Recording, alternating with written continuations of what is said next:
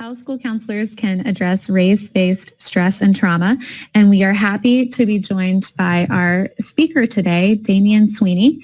And he is the program coordinator for comprehensive school counseling with the Kentucky Department of Ed. Damian, you now have the floor. All right. Welcome, participants. I'm really excited to be with you today. So we have several learning outcomes that I want to go through real quick. We've got a full day, full slide deck, so I'm really, I want to make sure that you have some really great takeaways today. So first, we're going to acknowledge and address current events that cause race-based stress and trauma. We're going to discuss the realities of race-based stress and trauma and see how this plays out in students' lives. Identify next steps in becoming culturally sensitive and confident. And then this is probably the most important, that was not on your registration. You will attain tools to work with Black traumatized students, families, and colleagues. So a little bit about me. As Jen said, I'm the program coordinator for comprehensive school counseling at the Kentucky Department of Education. So I'm a resource for school counselors all throughout our state. I'm an adjunct professor at Spalding University and the University of Cumberland. One of my favorite positions ever, and I'm so happy that I'm joined by some of my former colleagues at the Kentucky Governor School for the Arts. I was a summer counselor there, and then for quite some time I worked for Jefferson County Public Schools. I started out as a special education teacher for 3 years. After that, I was a high school English teacher for 3, and then a high school counselor for 8. Got several publications. If you look close, all of them they deal with equity. The one that you'll probably be most interested in, we just put this document out last week from the Department of Education. This is guidance on how districts can facilitate conversations about race-based stress and trauma. That can be found on our comprehensive school counseling website at the Kentucky Department of Education.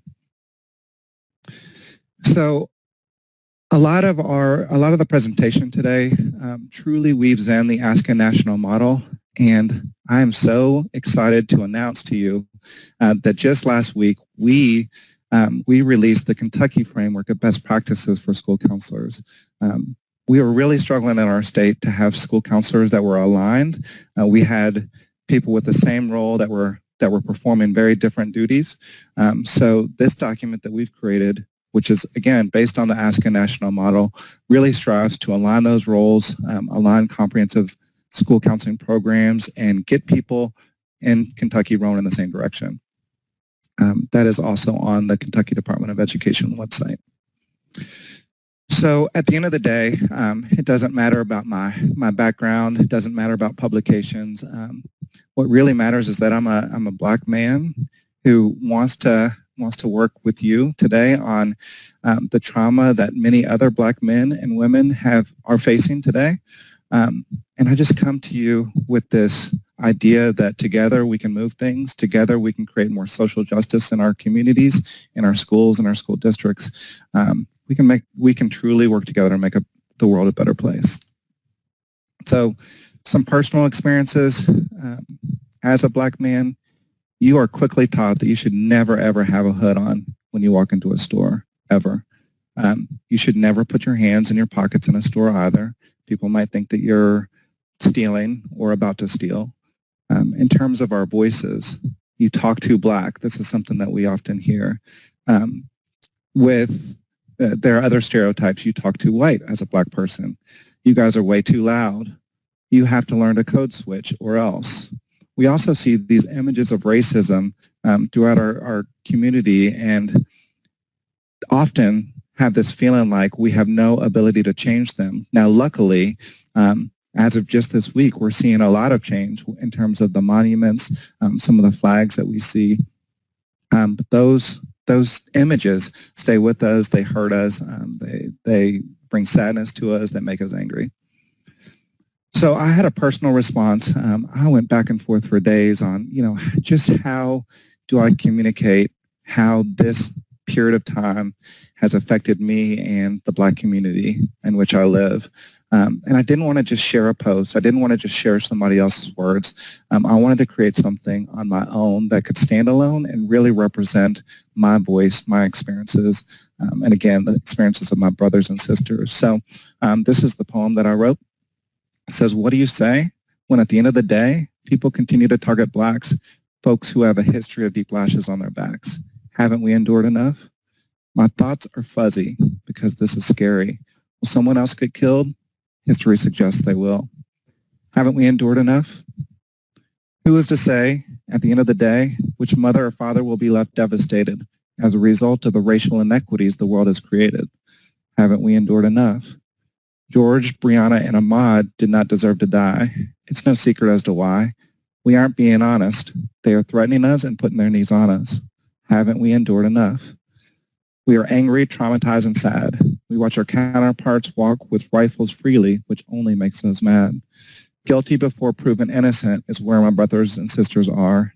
We are so far from where we need to be, so very far. Haven't we endured enough? Don't want to just send out a post to show solidarity of the utmost.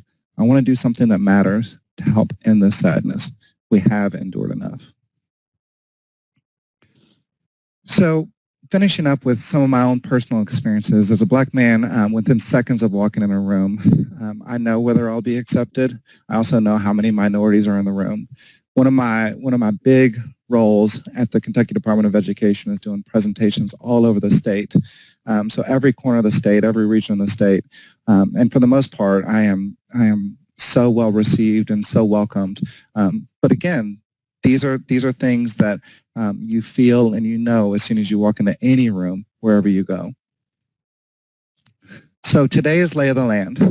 So this is going to be really important for you to understand. I know that it can be overwhelming to be in a webinar, and I'm gonna give you so many different things that I think will truly help you in your comprehensive school counseling program. So I want to make sure that you kind of understand what it is you're seeing and when you should take something away. So you're going to see this red take action on some slides, and that just means that these are things, if you're taking notes, that you can do immediately to improve your personal relationships with the black community, how to become an ally, training you might be able to get, etc. Things that can truly help you as an individual and then you as a school counselor. This is a judgment-free zone. At no point do I ever want you to feel like you aren't good enough or that you did something wrong in the past. I'm not judging you, and I don't want you to judge yourself. It is easy for us as educators to look back at a specific single moment in time and say, oh my gosh, I can't believe I did that. Or gosh, I wish I could go back and take that back. That's not what today is about. Today is about progressing and growing. There are going to be 3 or 4 slides that also have this gray pause and reflect symbol on it. And that's just, those are questions that I'm asking out loud, but I want you to internalize those questions and really reflect on them. Finally, if you've ever been in one of my presentations, you know that I always like to play music, so there will be music. So I would encourage you to get some headphones so you can really hear that music well. And when we get to that point, Jen will put the link in the chat box. All right, so let's get started. So events leading up to this webinar, of course, we're in the middle of the Black Lives Matter movement, and Black lives have always mattered. And this is a result of so many Black lives who have been lost, right? George Floyd, Ahmaud Arbery, Breonna Taylor, who is from my hometown, Tamir Rice, Trayvon Martin, Michael Brown, Sandra Bland, even going all the way back to the 50s and before, Emmett Till. So a lot of black people have lost their lives, truly due to racism, among many other things. And this is a moment in time and a moment in history where we can truly work together to do something about it. Speaking of that, I don't know about you, but something feels different right now in this moment in time. It feels like there are more white people that are willing to hold hands, to stand with, to be in solidarity with black people. And it's incredible to see. We're seeing worldwide protests to support the Black Lives Matter movement. We're seeing more and more people say, I want to learn more from you. I want to hear your story. And I want to be with you. I want to sit with you. I want to stand with you, again, in solidarity to ensure that we're moving this cause forward.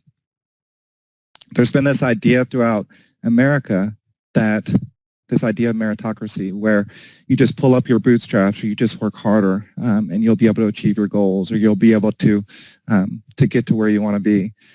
But this doesn't always work, especially for the Black community, because there's been such a history of oppression and inequities in education. Black people need more support. So it can't just be work harder, put your head down, keep on going, pull yourself up by your bootstraps. It's got to be, I'm with you, I support you, I'll help you every step of the way for you to, because I want to ultimately help you achieve your goals, whether those are social and emotional goals, college and career goals, etc. So disparities are pervasive in our society. I could have gone down this rabbit hole and found you a bunch of different pictures and images, but I just wanted to start with 3 images that show some of the disparities that we're living with in this time. So the picture on the left was taken just a few weeks ago. It was at the Capitol of Kentucky. It shows white men holding rifles in the Capitol when they were upset with our governor because he hadn't opened up our state for local businesses and for people to visit their local businesses. He didn't reopen the economy. The image on the right it started as a peaceful protest after the Breonna Taylor death, and people wanted to peacefully protest in the Black community in Louisville, Kentucky, and they were met with policemen in riot gear. So there's a huge disparity on the left, where you see no police presence, I'm sure they were there, and on the right, where you see a heavy police presence in a Black community for people that are really just trying to get their voices heard. I know this screen is a little bit tough to read, but at the Kentucky Department of Education, we truly valued the TNTP Opportunity Myth Report that just came out last year. It says students of color, those from low-income families, English language learners, and students with mild to moderate disabilities have even less access to these resources than their peers. Get this, classrooms that serve predominantly students from higher income backgrounds spent twice as much time on grade-appropriate assignments and 5 times as much time with strong instruction compared to classrooms with predominantly students from low-income backgrounds. So now, not only are we seeing a racial disparity, we're also seeing an educational inequity and disparity. Next, look at this. Coronavirus deaths by race. And keep in mind, this is deaths per 100,000. But I think this screen speaks for itself. COVID-19 is disproportionately killing Black Americans, according to data released by several states. All these disparities lead to a collective trauma for Black people. So let's start with trauma. Just what is trauma? The basic foundation of the word. It's going to be when we witness or experience an event that poses a real or perceived threat of death, serious injury, or sexual violation. It can be experienced in the following ways. It can be experienced directly, closely witnessed. It can also be through secondary exposure, which many of us, white or Black, are experiencing right now because we're seeing these images of a man literally die by police force on social media, in the TV, etc. It can also be through somebody retelling an event. What is traumatic grief? It's an emotional reaction to loss of a loved one through death. Death itself is not traumatic. It happens to everyone. But it's going to be a perceived distressing or life-threatening event. And so trauma is a perceived distressing or life-threatening event, while traumatic grief is the responses are so severe or prolonged and interfere with daily functioning after the death of a loved one. It's all about how the student interprets and responds to the loss. For instance, we had a student at my school who lost a brother of hers, and she would, every single day, she would walk around with her brother's picture, and she would want to talk about that picture, and she would want to talk about her brother. She was experiencing traumatic grief.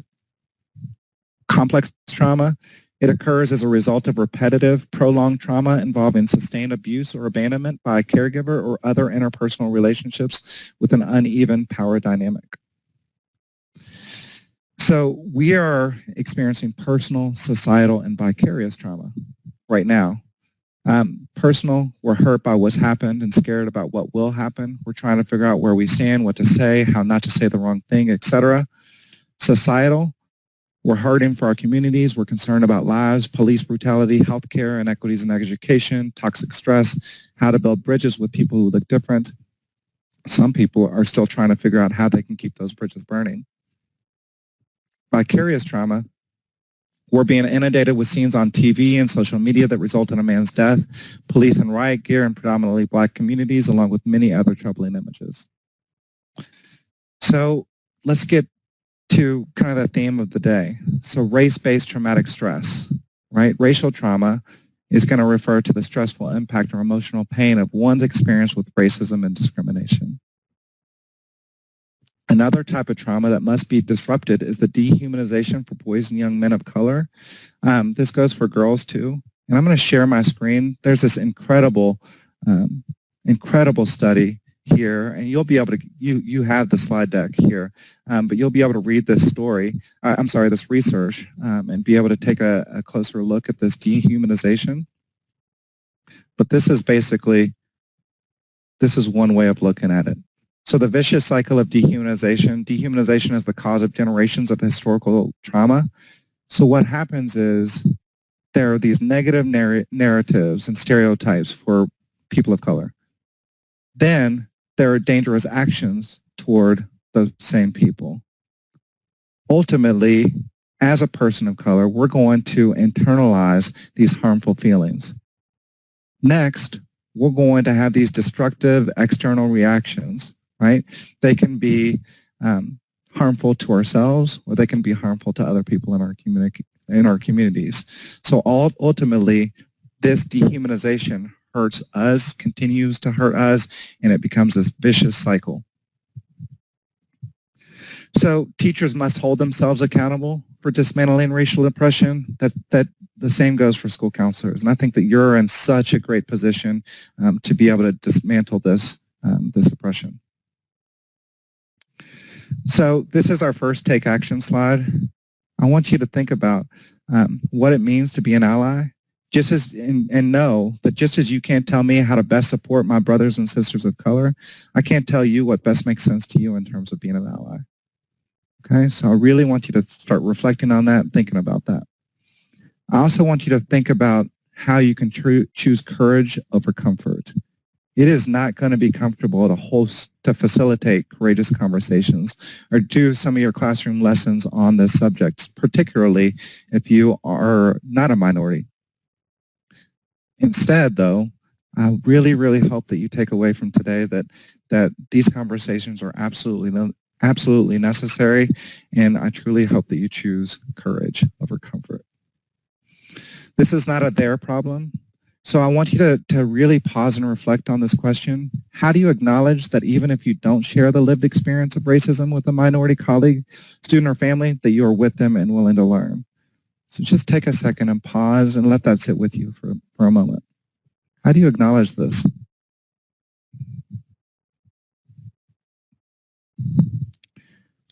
Next, let's start thinking about what systems are in place. Okay, this is another take action slide. So think about, are you intentionally recruiting to add diversity? That could be to your school, to your district, to your organization. Is your school or organizational staff representative of the people you serve?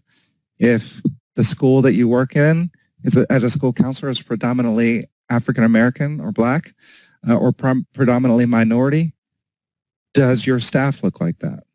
Do the students that are sitting in the classroom see people that look like them and share experiences with them?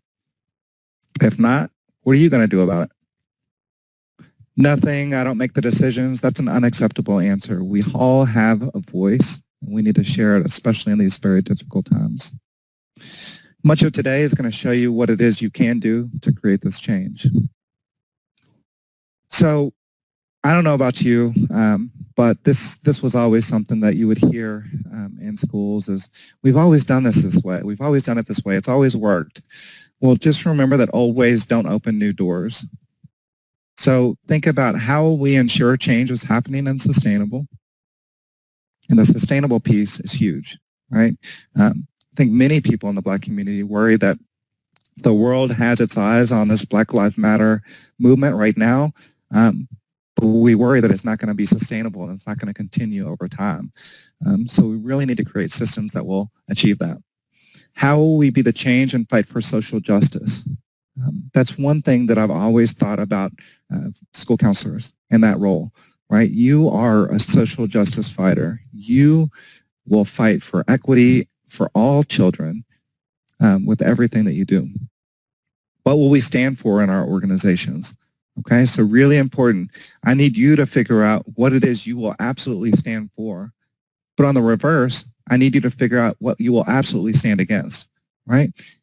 Is it that teacher in the lunchroom that says something really negative about one of the students, right?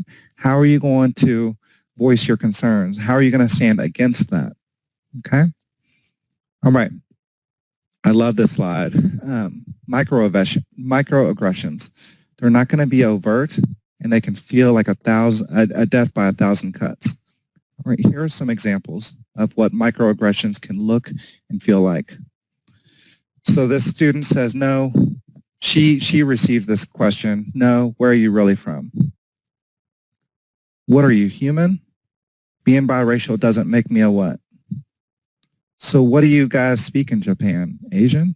These are all microaggressions that continue to hurt us. Courtney, I never see you as a Black girl. Open your eyes, I'm Black. You don't act like a normal Black person, you know? Again, extremely hurtful. Just because I'm Mexican, that doesn't mean I should be the automatic first choice for the role of Dora the Explorer. So like, what are you? You mean to tell me you don't speak Spanish? No, you're white, when this person clearly doesn't identify as white. When people think it's weird that I listen to Carrie Underwood, right? Just because you're part of a culture doesn't mean that everybody in that culture or community likes the exact same thing. The girl sitting next to me moves to sit closer to someone she's talking to, and this white guy whispers loudly that she moved because I smell like rice. So what does your hair look like today? She said as she pulled off my hat without my permission. Minorities on the call, I don't know if this happened to you, but it absolutely has happened to me. And I know that many of you can share that experience. You're not really Asian? When standing next to my mom, why is your daughter so white? And then this is huge, this one. The limited representation of my race in your classroom does not make me the voice of all Black people. I'll just flip through a few more for you.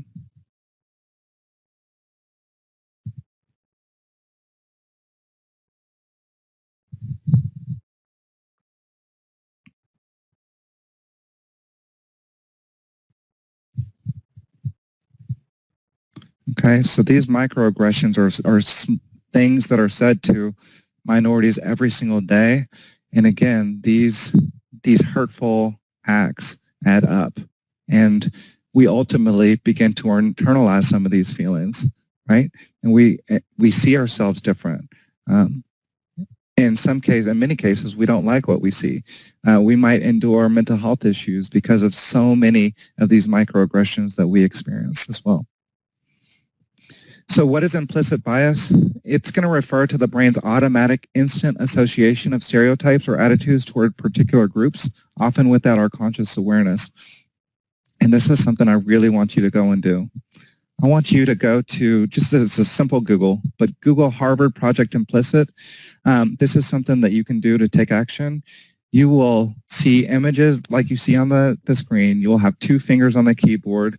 One will represent good, the other will represent bad. You're going to be asked to hit those keys as fast as you can as images appear.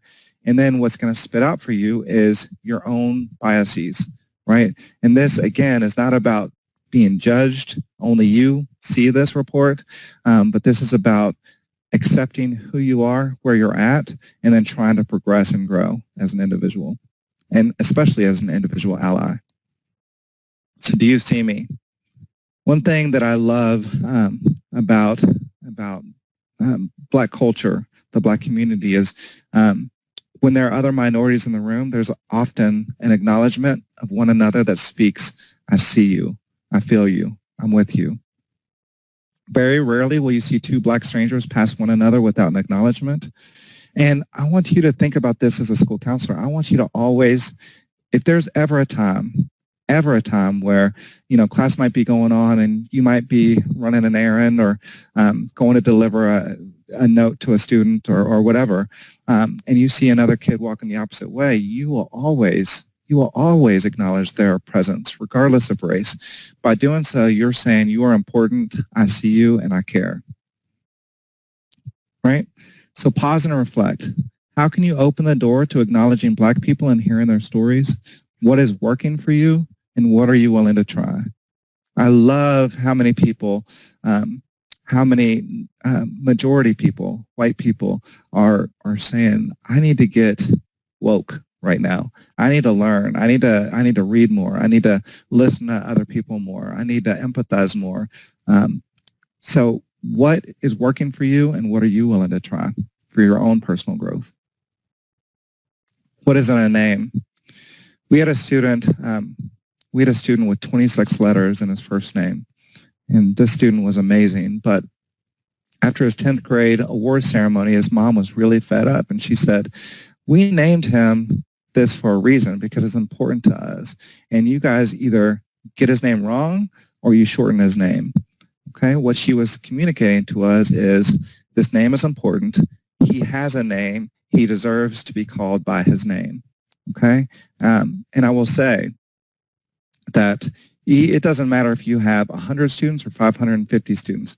Learning all the student names on your caseload is going to be one of the biggest things that you can do to gain trust and support at your school, right? Learn all your students' names. It was something that I took pride in, and I think that it truly helped me as a school counselor because by saying, hey, Johnny, how you doing, every single day, I was communicating, again, that I see you, I care about you, I want to know you, I want to support you. Okay? Speaking of that, be visible. We were fortunate. We used to have this counseling suite that was kind of tucked away in an office, and we were really fortunate enough to have an opportunity to where the counselors at my school we were given small classrooms on floors. So I had an academy that I was in charge of, and I was able to have my office be among the classes that everybody in my academy participated in. And so it was very often that a teacher that had a concern about a student could just walk down the hallway and say, hey, Dr. Sweeney, I need help with this, or hey, I'm really concerned about this student. Similarly, the students could come in very easily and say, hey, this is what's going on with me. I was seeing them every single day. I was visible. I was calling them by name. And ultimately, that truly helps save lives. By seeing them every day, by being with them, by being among them, there were situations where you could just look at a student's face, see that he or she wasn't acting like him or herself, and then address that. Maybe even pull them in your office and say, hey, what's going on? That actually saved lives. Okay, so being visible is really, really important in your role. All right, so let's start thinking about what your school or organization has done. First off, have they sent out a statement about the police brutality, race-related trauma, and violence that has occurred throughout our country? If so, did they explicitly name these things, or did they generalize? Right? It's pretty easy. I won't say it's easy, but it's not as difficult to generalize and say we're really troubled by things that are happening in the Black community. But I think it goes a lot further if we call it out for what it is. Okay, so I'd really encourage you to work with your school and to make sure that they're saying things that will truly evoke and connect with people that are suffering. So what else can you do as a school counselor? First off, you have multiple stakeholders that need to hear from you with varying levels of wellness. These people include students, families, and colleagues. You should definitely create and implement a multi-tiered system of support to address those things, right? This pyramid came from MTSS for school counselors, which is a great group. Goodman, Scott, Betters, Bubon, and Donahue. but it's going to be really, really important for you to take action here, right? And I'm going to go more in depth on the different tiers of this multi-tiered system of support. But for now, just know that tier 1 is going to be for all students, right? This is when you're going to do your school counseling classroom instruction, your lessons. You're going to do your large group activities and initiatives, your student appraisal and advisement, your staff and family training workshops, and your community partnerships. Speaking of the staff and family training and workshops and community partnerships, there are a lot of people in the Black community and a lot of people in the school community, period, especially when we're talking about caregivers, that might not always feel comfortable coming to school for your events, right? They might not feel like they can adequately speak to a school staff person. So one of the cool things that we did at my school is we partnered with another local school. We went to the neighborhoods of our children, and we went to the community centers, and we offered workshops for parents. We offered college nights for parents. Really helpful because, again, we went where they were, and we were able to really invite them to be part of what we wanted to what we ultimately thought would help their students and their families. Direct and indirect services is going to be for some. It's going to be individual or small group counseling, consulting and collaborating with teachers or staff, parents, and community providers. And then tier 3 is going to be for few. It's going to be for chronic or complex needs, consulting and collaborating, wraparound support. And this is when you're going to facilitate facilitate referrals as well to community-based agencies. So let's start with tier 1. This is going to be instruction to that whole group that you need. This can be virtually, which we've really encouraged our school counselors in Kentucky to do during the pandemic. You can do this through flipped classrooms. Then you can also do this live when we resume in classrooms. You can create lessons using the ASCA lesson plan template that they've offered, and I actually have what that can look like here. Okay, so I've created my lesson plan, and my theme is going to be explore social justice in today's world. My audience is going to be 10th graders. I've used the ASCA mindsets and behaviors for student success document, and I've identified different mindsets and behaviors that I want my students to leave with. I've created learning objectives. I've done a lot of this work. I've explained how I'm going to introduce the lesson, how I'm going to teach the content, how I'm going to practice the content, how I'm going to summarize it all, and then how I'm going to close as well. So that's something that you might choose to use. As a school counselor, I would strongly encourage you to use that. In terms of this race-related trauma and creating lessons about this topic, it's going to be really important for you to create safe spaces. And this book that I've recently been reading to prepare for this presentation, and I've got a cool list of different podcast books and music that you can listen to at the end, but they say we must commit to building conversational safe spaces and not merely declaring them. So it's not enough to just say, hey, this is a safe space. Everything that you say in here is between us. You really have to build trust, right? You build trust by being visible and making time for your students, okay? And showing them that you're committed to supporting them in every aspect of their education. You should also make sure that you create agreed upon norms for these safe spaces. Understand that silence is okay and to be expected. Understand that there may be moments of silence, and let people sit with their thoughts and be prepared to speak if those moments of silence occur. Okay? Again, with tier 1 whole groups, show people unconditional positive regard for who they are and recognize that many are hurting during this time. Acknowledge what's happened, right? You can say George Floyd, Ahmaud Arbery, Breonna Taylor, and others. Acknowledge the emotional response this creates for students and staff. Remind them, and I'd like to remind you right now, that it is okay not to be okay. Acknowledge that events in the community are not separate from the context of school, right? So I'm having these conversations because even though there's tough stuff happening outside of our school doors, we know that you bring that outside stuff into our school, and we have to acknowledge this and talk about it. And then teach how to be an upstander when racism is witnessed, right? Remind people that if they see something, say something, okay? Also begin efforts to implement an anti-racism framework in your school and classroom There's a really great document that's linked on your handout that you can go to. Just remember that this is not a time for offensive opinions. Norms should help kind of make sure that those don't occur, but we also need to know what we will say and do if these remarks come up. So with the Black Lives Matter movement, we often hear things like Blue Lives Matter or All Lives Matter, and nobody is saying that those lives don't matter as well. But what we're saying is that if my house is burning down, and to many in the Black community, it feels like our houses, our communities are burning down, we need the firefighters to worry about our house right now. We need them to put out our fire right now, not everybody's fire. Okay? So think about it in those terms. You also may choose to use the Courageous Conversations About Race protocol. This really kind of helps you understand how to have some of these really difficult conversations and things that you absolutely want to be aware of when going into a conversation like that. So when having courageous conversations, think about this. Acknowledge what's happened and the pain that many people are feeling at this time. Honor everyone's participation and center on the humanity of those most impacted. Use a healing center approach. We're going to talk a little bit more about that in a second. Openly discuss what racism looks like and might feel like for the victim. Remember that racism diminishes us all. Okay, so we've just talked about Tier 1. So all of that was really for the whole group. You're going to do that.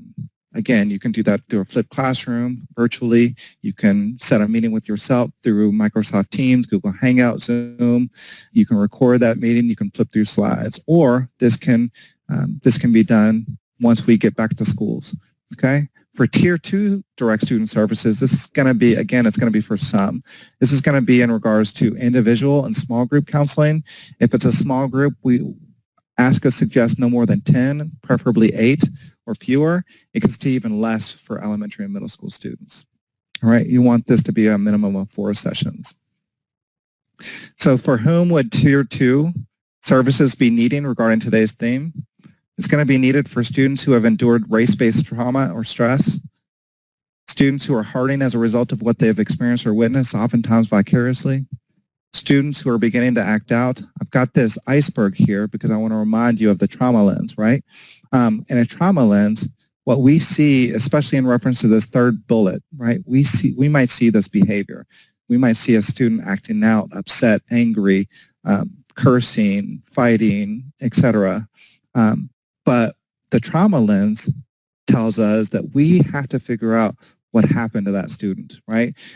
What happened to that student might be this race-based stress and trauma. It might be ACEs, right? It might be other forms of abuse or trauma that's really bringing itself out in the form of these negative behaviors for that student. Okay?